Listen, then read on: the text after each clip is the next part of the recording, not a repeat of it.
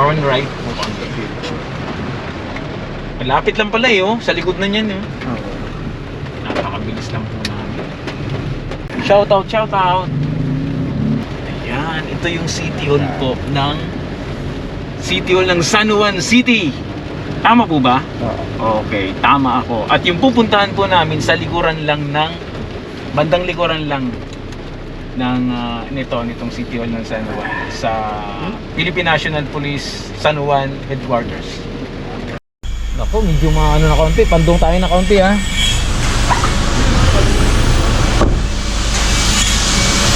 Ay,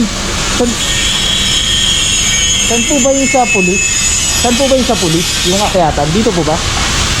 Ay, ito no? Oo, kasi nung nakaraan wala pa po eh, nanibago ako eh. Oo, dito. Ayan, dito na po kami at kami ay mag-aakit na ng lugaw. Merong taekwondo training na nagaganap dito sa headquarters. So bali sila ay nakailang buwan na? Hindi naman buwan. Mga Weeks lang? weeks. Ah, okay. So sila yung ano, parang bibigyan sila ng award. Parang 2 days a week. Every weekend. Meron. Actually, Congrats! Ganito na lang, para ano tayo. Yun! Congrats sa inyo ha. Yun! Lakas! Natuto na talaga ng ano ha. Yun, salamat. Yes, hello po. Magandang araw po sa inyong lahat. Naririto po tayo ngayon sa PNP Headquarters ng San Juan City. At dito po kasalukuyan, may gagawin pong awarding para po dun sa mga bata na nag-enroll po at nag-participate sa taekwondo po na inorganize po ng mga KK-DAC.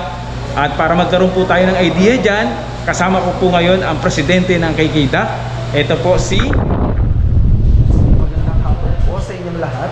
Ako po si Errol Francisco F. Tebes, ang presidente po ng Kabataan Kontra Droga at Terorismo or KK-DAT ng Eastern Police District. So, sir, pwede mo bang i-explain sa atin pong mga viewers na yung ginawa ng mga bata, kung paano siya, kung ano yung pinaka-purpose niya, at siyempre, yung bilang nakapanood sa taekwondo, ano ba yung mga nakapanood doon? Ayan, so ito pong taekwondo class po namin ay libre po ito para sa mga kabataan po dito po sa San Juan City. And so kinanda po namin ito para magkaroon sila ng idea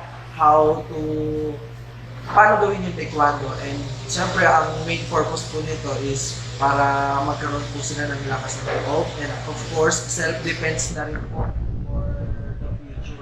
And so una pa lang tinitrain na po namin sila na maging malakas. Ayan, so syempre gagawin po nila ito sa tamang paraan po. Hindi para mambuli ng mga kapwa nila bata, hindi para protektahan po yung sarili nila laban sa kasamaan. Ayun, Ayun, napakaganda po sir ng purpose po ano. Pero yung isang pakinabang po kasi dun sa pag-participate nila, kumbaga yung katawan nila doon, yung katawan nila doon na nasasanay. Nasasanay po. Kumbaga naging malakas sila. So, alam niyo po ba na yung bagay po na yun ay isang magandang bagay at yan po ay nakasulat sa Biblia?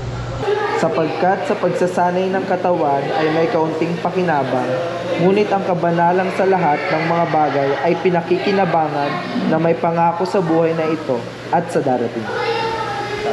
Salamat po sa Diyos sa inyong pong pagbasa. Sa inyo na rin po yung Biblia para mapagpatuloy niyo po yung pagbabasa ng Biblia. At syempre, may sabuhay din po natin. Kasi importante po na yung ating nalalamang mabuti is magawa po natin. Kaya sa atin pong mga viewers, maraming salamat!